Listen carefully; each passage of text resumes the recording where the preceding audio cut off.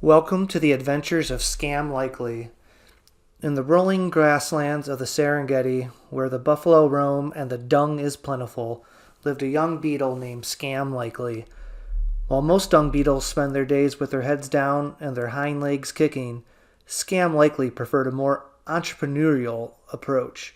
He was sleek, fast, and possessed a silver tongue that could convince a bird to fly south in the middle of summer.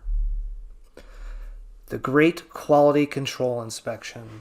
One humid afternoon, Scam Likely spotted his friend Barnaby struggling with a masterpiece, a perfectly spherical ball of premium elephant dung. It was the size of a grapefruit and twice as heavy. "Barnaby, stop! Don't move a millimeter," Scam shouted, rushing over with a look of feigned horror. Barnaby froze. "What? Is there a honey badger behind me?" "Worse," Scam whispered, circling the ball and poking it with a professional-looking twig. "You've got a core structural instability. See this fissure? If you roll this around another 10 paces, the centrifugal force will cause a dung-splosion. Very dangerous and very messy." Barnaby's antenna quivered. "What do I do?" "As your licensed safety inspector," Scam said, puffing out his chest, "I must perform an emergency weight reduction shave. It's the only way to stabilize the ball."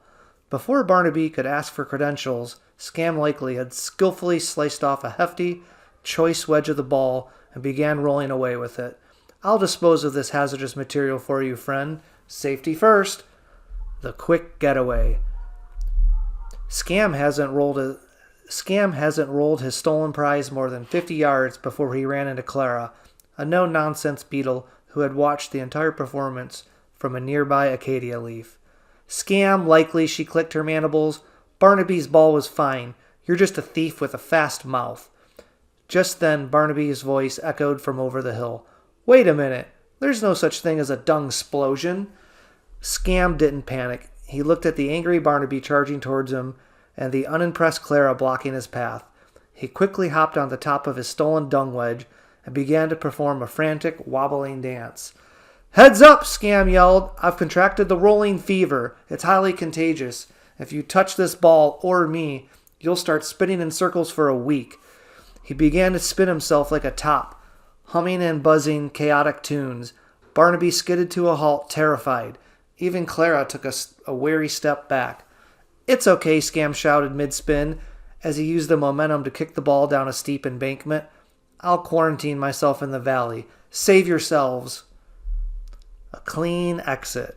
By the time the other beetles realized that rolling fever was just a Scam spinning in circles, he already was at the bottom of the hill, tucked into a cozy burrow with his ill-gotten gains.